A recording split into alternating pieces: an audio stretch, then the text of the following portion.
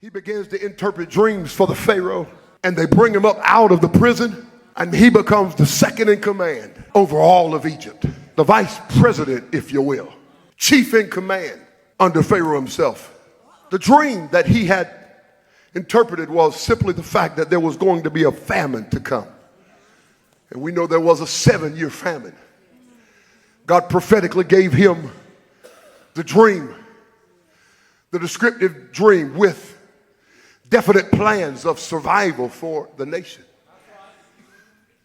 The dream that a famine would come, and if Egypt would prepare for it, when all the other nations came to them starving to death, they would have already prepared, stored up their grain.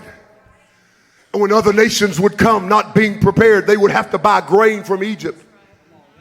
And that this would make Egypt the most powerful, prosperous, prominent, and pivotal nation in the world, the wealthiest in the world. And that's exactly what happened. And while a 7-year drought ravages the nations around Egypt and those Middle Eastern places, Joseph's brothers, who haven't seen him in 20 years, don't know where he's at, don't know if he's still in slavery or if he's dead and in the grave.